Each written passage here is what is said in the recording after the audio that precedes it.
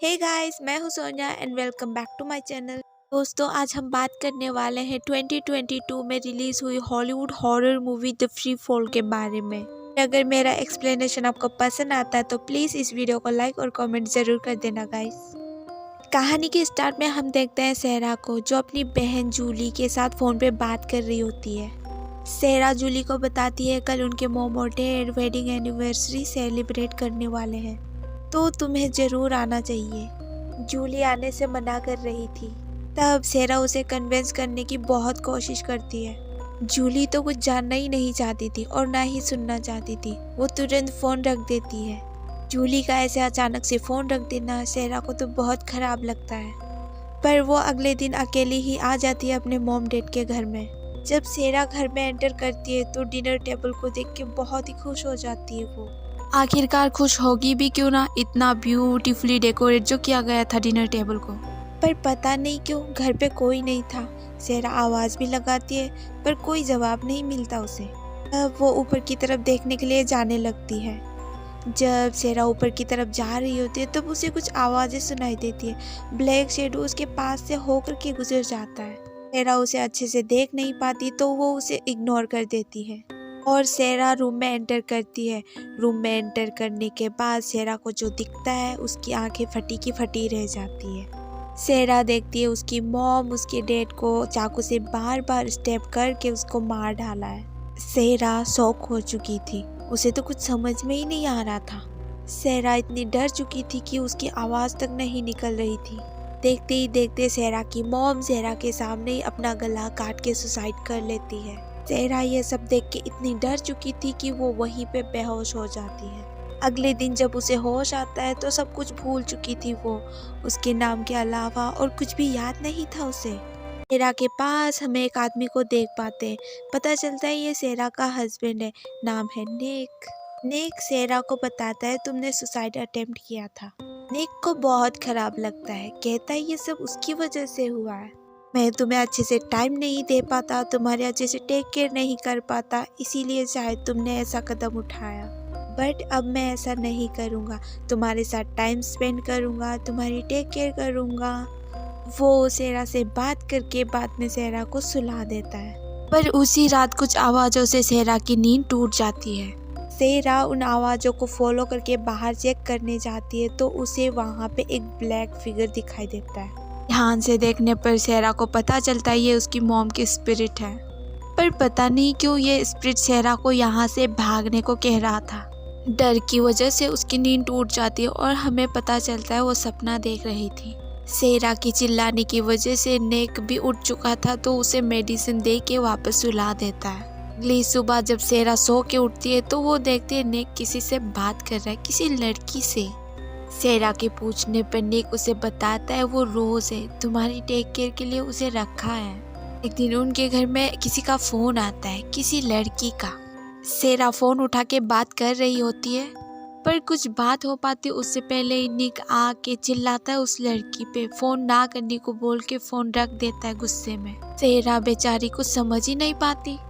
तब निक उसे बताता है ये फ़ोन तुम्हारी बहन जूली का है और अगर तुम उससे बात ना करो तो उतना ही अच्छा रहेगा, मेरे लिए भी और तुम्हारे लिए भी। क्योंकि तुम्हारी बहन बहुत सेल्फिश है, वो किसी के बारे में नहीं सोचती, बस अपने बारे में ही सोचती रहती है। सहरा को तो ये बातें सुन के बहुत अजीब लगता है, बहुत हैरान हो जाती है वो। सहरा अपने मॉम डैड से बात करना चाहती थी, मिलना चाहती थी वो उनसे। तब नेक सहरा को बताता है उसकी मॉम डैड की डेथ हो चुकी है। नेक सहरा को बताता है तुम्हारी मॉम डैड की डेथ जूली की वजह से हुई थी। जूली ने ही उनको मैनिपुलेट करके सब कुछ अपने नाम कर लिया, बस इस घर को तुम्हारे लिए छोड़ दिया उसने। एक सहरा को मेंटल स्ट्रेस नहीं देना चाहता था तो वो सलाह देता है सहरा को उनसे दूर रहने की। अगले दिन जब सहरा सो के उठती है तो वो रोज़ को देख के थोड़ी सी हैरान हो जाती है, क्योंकि रोज़ उनके घर में आके वापस जा रही थी पर सहरा को कुछ पता भी नहीं चला। इन दिनों कुछ ज़्यादा ही सो रही है सहरा, बहुत नींद आती है उसे। कौन उनके घर में आ रहा है, कौन वापस जा रहा है, उसे खबर तक नहीं है। सहरा को तो बहुत खराब लगता है। ना प्यार करने वाला, केयर करने वाला हस्बैंड है उसके पास, तो उसके साथ बिताया गया एक भी पल सहरा को कुछ भी याद नहीं है। पता नहीं उसे याद आएगा भी या नहीं, गॉड नोस। अगले दिन जब सेहरा शावर ले रही थी तो बाथरूम के बाहर से कुछ आवाज़ें सुनाई देती है उसे। सेहरा को लगता है वो निक होगा, ये सोच के वो निक को आवाज़ लगाती है, पर वहाँ पे कोई नहीं होता। सेहरा जब शावर लेके रूम में जा रही होती है तो उसे क्लॉक की आवाज़ सुनाई देती है, तो वो उसे ढूंढने लग जाती है। सेहरा क्लॉक को ढूंढते ढूंढते एक रूम के पास पहुंच जाती है, पर रोज अचानक से आके डोर लॉक कर देती है। सेहरा उस रूम के डोर को खोल के देखना चाहती थी और सेहरा को बताती है इस रूम में कभी मत जाना। सेहरा जब रूम में वापस जाती है तो वो पलट के रोज से पूछती है कि ये ग्रैंडफादर क्लॉक कहाँ है। मुझे आवाज़ें बार बार सुनाई दे रही थी, मैंने ढूंढने की भी कोशिश करा पर मुझे दिखाई नहीं दिया। तब रोज सेहरा को बताती है इस पूरे घर में कोई क्लॉक नहीं है। तब सेहरा और कुछ नहीं कहती, आ जाती है रूम में। उसी रात को जब सेहरा सो रही होती है तो अचानक से उठ के वो बाथरूम की तरफ जाती है। बाथरूम में पहुंचने के बाद पहले तो मिरर के सामने खड़ी होती है और बाद में बाथटब को देखने लग जाती है। वहाँ बाथटब में वो खुद को देख पा रही थी, हाथ काट रही थी अपना। ये सब देखने में बहुत ही डरावना लग रहा था। पर तभी सेहरा की आंख खुल जाती है। हमें पता चलता है वो सपना देख रही थी। आंखें खुलने के बाद सेहरा को कुछ विजन दिखाई देता है, किसी का अनजान चेहरा। साथ में जूली को भी देख पाती है सेहरा, उसे बुला रही थी जूली। पर सेहरा ना तो कुछ बोल पा रही थी और ना ही वो हिल पा रही थी, पर उसके हाथ पैर बहुत ही भयानक तरीके से कांपने लग जाते हैं। वो झट से खड़ी होकर बैठ जाती है। पता चलता है वो सिर्फ उसका एक विजन था, पर रियलिटी में भी सेहरा जूली को देख पा रही थी। सेहरा से मिलने आए थे वो लोग। कुछ तो है जो जूली कहना चाहती थी सेहरा से, पता नहीं क्या, पर निक उनको फोर्सफुली बाहर निकाल देता है। हैरानी की बात तो ये थी, निक के ऐसे बिहेवियर के बाद भी सेहरा उससे कुछ नहीं कहती।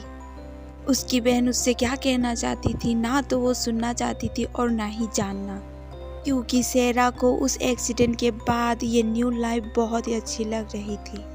निक उससे इतना प्यार करता है, किसी भी चीज़ की कमी नहीं होने देता, तो वो उसके आगे और कुछ जानना ही नहीं चाहती। पर हाँ, रोज़ को देख के उसे थोड़ी सी प्रॉब्लम होती है, क्योंकि रोज़ बात बात पे सेहरा को डांट देती थी, जैसे कि वो ही उसकी मालकिन हो। सेहरा उस वक्त रोज़ को कुछ नहीं कहती, पर वो निक को बताती है रोज़ के बिहेवियर के बारे में। तब निक सेहरा को बताता है ये सब मैं तुम्हारे लिए कर रहा हूँ। तुम दूसरों के सामने ना तो कुछ कह पाती हो और ना ही कुछ बोल पाती हो। मैं चाहता हूँ तुम स्ट्रॉन्ग बनो, लोगों को जवाब देना सीखो। अगर तुम चाहो तो ये कर सकती हो, रोज को उल्टा जवाब दे के उसे चुप करा सकती हो। और उसी रात कुछ अजीब हादसे होते हैं उनके घर में। इसी रात को रोज अजीब से कपड़े पहन के अजीब सी हरकतें करने लगती है। दूसरी तरफ से स्लीप वॉकिंग करके नीचे की तरफ जा रही थी और निक टाइपराइटर पे कुछ टाइप कर रहा था। उसे होश ही नहीं रहा कब सेहरा उसके पीछे से होकर गुजर गई। चलते चलते सेहरा एक रूम में पहुंच जाती है जहाँ पर बहुत ही अंधेरा था। वहाँ पे रोज भी उसको फॉलो करके जाती है, पर पता नहीं कब निक अचानक से वहाँ पर पहुँच जाता है। सेहरा को तो कुछ होश नहीं था वो वहाँ पे पहुंची कैसे, पर दोनों उस बात को इग्नोर करके किस करने लगते हैं। इन सब हादसों के बाद पहली बार वो दोनों इंटीमेट होते हैं, पर इन दोनों के प्राइवेट मूवमेंट को रोज चुपके से देख रही थी। पता नहीं इस औरत का इरादा कुछ ठीक नहीं लगता, क्या चाहती है वो, गॉड नोस। अगले दिन सेहरा की नींद टूटती है डोरबेल की आवाज से। जब वो दरवाजे पे जाके देखती है तो कोई आदमी था। बात करने में पता चलता है इसका नाम है टॉम। टॉम सेहरा को बताता है कभी कभी इंसान को हेल्प चाहिए होती है पर उसे खुद नहीं पता होता। वो सेहरा की हेल्प के लिए आया है बोल के एक चाबी देने की कोशिश करता है सेहरा को। सेहरा चाबी ले पाती उससे पहले ही निक आ जाता है वहाँ पे और वो आदमी गायब हो जाता है। अब सेहरा निक को समझाने की कोशिश करती है कि सच में वहाँ पे कोई था। निक सेहरा को और कोई स्ट्रेस नहीं देना चाहता था तो वो उस बात को मान लेता है और सेहरा को रेड ड्रेस गिफ्ट करता है। सेहरा को वो ड्रेस बहुत पसंद आता है, बहुत खुश हो जाती है वो तो। तब निक सेहरा को बताता है नेक्स्ट डे हमारे घर पार्टी है तो यही ड्रेस पहनना है तुम्हें। अगले दिन सेहरा फिर से एक सपना देखती है। सपने में देखती है वो अपनी बहन जूली को मारने के लिए पीछा कर रही है। जूली का पीछा करते करते वो एक पुराने से रूम में पहुंच जाती है। वहाँ पे पहुँच के कुछ सामानों को चेक करते दौरान उसे वही चाबी दिखती है जो टॉम उसे देना चाहता था। सपने में सेरा देखती है कोई अनजान आदमी आके उसको मारने की कोशिश कर रहा है। उसके साथ निक भी था जो सेरा को बहुत बुरा भला कह रहा था। सेरा का गला दबा के उसको मारने की कोशिश कर रहा था। तभी सेरा नींद से उठ जाती है और डर की वजह से निक को गले से लगा लेती है। निक को गले लगाते वक्त उसे वो चाबी भी दिख जाता है तो वो उसे अपने पास रख लेती है। उसी दिन सेरा जब बाहर गार्डन में होती है तो रोज आके उसे भला बुरा कहती है, अनाप शनाप बातें करने लग जाती है। सेरा को उसकी बातें उसकी हरकतें पसंद नहीं आती तो वो उसे काम से निकाल देती है। रोज के जाने के बाद उसे एक पौधे में कुछ अजीब सा दिखाई देता है। जब सेरा उस पौधे को बाहर खींच के निकाल के देखती है तब सेरा को पता चलता है वो पौधा नहीं है, पता नहीं क्या है। देखते ही देखते सेरा वहाँ पे उल्टी करने लग जाती है और वो भी काले रंग की। सेरा ये सब बातें निक को बताती है। निक बताता है सेरा को, चेक करा है उसने वहाँ पे पर कुछ नहीं मिला उसे वहाँ पे। में जब सेरा रूम में होती है तो निक आता है उसे पार्टी में ले जाने के लिए। एक सेरा को बताता है आज उनको गेस्ट के सामने तुम बिल्कुल ठीक हो ये शो अप करना पड़ेगा। सेरा नर्वस थी पार्टी में जाने के लिए पर वो निक की खुशी को देख के कुछ नहीं कहती। फाइनली जब वो तैयार होके बेड पे लेटती है तो मिरर पे देखती है अपनी बहन जूली को जो उसके सामने बैठ के रो रही थी। ये सब देख के सेरा बहुत डर जाती है पर उसे पता चलता है ये उसका वहम है। रेड ड्रेस में बहुत ही गॉर्जियस अट्रैक्टिव दिख रही थी वो। वहाँ पे सभी लोग उसकी बहुत तारीफ करते हैं। निक सेरा को सबके साथ इंट्रोड्यूस करवा देता है पर फिर भी वो वहाँ पे कंफर्टेबल नहीं हो रही थी। सब लोग डिनर टेबल पे अजीब अजीब बातें कर रहे थे, अजीब तरह से हंस रहे थे पर सेरा को तो बिल्कुल भी अच्छा नहीं लग रहा था। और उसी पार्टी में जब वो रोज को देखती है तो वो बहुत हैरान हो जाती है। सेरा को तो पता भी नहीं है ये सारे अरेंजमेंट रोज ने ही किया है। जब सेरा इस बारे में निक से बात करती है तो सेरा की तबीयत खराब है ये कह के निक इस बात को टाल देता है। पार्टी में तो सब लोग अजीब थे, उनका हंसना, उनकी बातें, उनका खाना सेरा को तो बिल्कुल भी पसंद नहीं आ रहा था। यहाँ तक कि उसको तो घिन आ रही थी। पर सेरा को उसी पार्टी में टॉम दिखता है जो कि सेरा से कह रहा था कि उसके इंस्ट्रक्शन को फॉलो करे। पार्टी में निक के इशारे करने पे रोज सेरा को ड्रिंक में नशे की दवा मिला के देती है। सब लोग बात कर रहे थे तो एक आदमी सेरा के साथ बदतमीजी करता है। अब सेरा वहीं पे रखी एक फोक से उसके हाथ पे स्टेप कर देती है। दर्द के कारण चिल्लाने लगता है वो आदमी। पर ये क्या है, यहाँ पे तो किसी को कोई फर्क ही नहीं पड़ रहा। यहाँ पे तो सब लोग हंस रहे हैं, ऐसे बिहेव कर रहे हैं जैसा कि सेरा ने कुछ फनी काम कर दिया हो।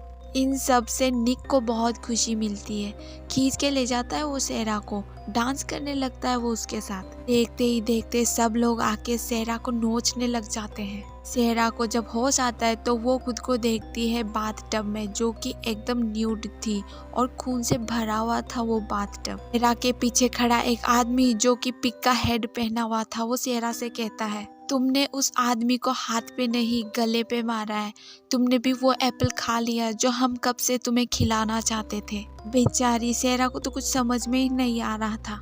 जब पिग का हेड हटा के निक अपना चेहरा दिखाता है तो सेरा की तो सांसें थम जाती है। आखिरकार निक चाहता क्या है, क्यों ये सब कर रहा है, सेरा को तो कुछ भी समझ में नहीं आ रहा था। सेरा वहाँ से भाग के रूम में आ जाती है। तब निक भी उसका पीछा करके रूम तक आ जाता है। तब टॉम वहाँ पे आके होली क्रॉस से निक को नीचे गिरा देता है और सेरा को चाबी लेके ऊपर में रूम की तरफ जाने को कहता है। जब सेरा डोर खोल के रूम में एंटर करती है तो बहुत अंधेरा होता है, बस एक रोशनी दिखाई देती है उसे।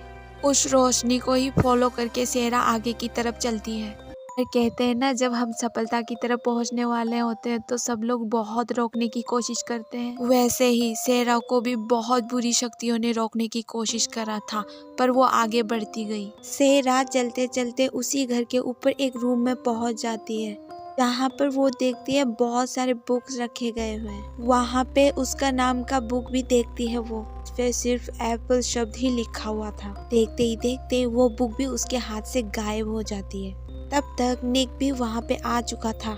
निक सेरा को मैनिपुलेट करके उसके पास आने को बोलता है, कहता है कि वो उसका हस्बैंड है, बहुत प्यार करता है उससे। यहाँ टॉम भी अपनी तरफ से बहुत कोशिश कर रहा था, कहता है उस पर यकीन मत करो, वो झूठ बोल रहा है। असल में ये निक सेरा का पति है ही नहीं, बल्कि ये तो इंसान भी नहीं है, वो तो एक शैतान है जो कि इंसानों के ही बुलावे पे वो आता है। सेरा ने कहीं ना कहीं अनजाने में ही सही उस शैतान को बुलावा दिया है, तभी तो वो आके सेरा के शरीर पे कब्जा कर चुका है। तब सेरा देख पाती है इस शैतान ने कितनी बेरहमी से उसके पेरेंट्स को मारा है। अब फाइनली सेरा टॉम की बातों पे यकीन करके ऊपर से कूद जाती है। सेरा के कूदते ही वो जाके सीधा बेड पे गिरती है। दरअसल इस शैतान ने सेरा की आत्मा को कब्जा करके अपने पास रखा था अपने साथ, तभी तो सेरा इतनी थकी थकी रहती थी, इतनी बीमार रहती थी, क्योंकि रियल में तो उसकी बॉडी उसके साथ थी ही नहीं और उसके शरीर में इतने सारे चोट थे, तो अंदर की आत्मा को तो महसूस होगा ही ना। टॉम यहाँ पे एग्जोर्सिज्म करके उस आत्मा को बाहर निकालने की कोशिश करते हैं, पर इससे भी कोई फायदा नहीं होता। बहुत तड़प रही थी सेरा, उसकी बहन जूली ये सब देख के उसे बहुत खराब लग रहा था। तब जूली शैतान से कहती है तुम मेरे अंदर आ जाओ, पर मेरी बहन को छोड़ दो। थोड़ी देर बाद वो शैतान सेरा के शरीर को छोड़ के चला जाता है। सेरा के ठीक हो जाने के बाद टॉम सेरा को बताते हैं तुम अभी ठीक हो, पर पूरी तरीके से नहीं, अगर तुम शैतान को फिर से मौका दोगी तो वापस वो जरूर आएगा। टॉम के चले जाने के बाद जूली सेरा का ख्याल रखती है, पर ये क्या, जो निक पहले मेडिसिन खिलाता था सेरा को, वही मेडिसिन अब जूली सेरा को खिला रही है। काफी हद तक वो निक की तरह ही बिहेव कर रही है। सेरा नोटिस करती है उसकी बातें, उसकी बॉडी लैंग्वेज सब निक की तरह ही लग रही है। आखिरकार लगेगा भी क्यों ना, वो शैतान अब जूली को जो वश में कर चुका है। एग्जोर्सिज्म करते समय जूली ने कहा था उस शैतान को मेरे अंदर आ जाए, और कोई शैतान को बुलाए और वो ना आए, ऐसा कभी हो सकता है भला? वो शैतान वापस आ चुका है, ये सेरा को पता चल भी पाएगा या नहीं। लेकिन अब जूली को कौन बचाएगा, कौन उसकी हेल्प करेगा, ये इस मूवी में दिखाया नहीं गया है। Thank you so much for watching this video.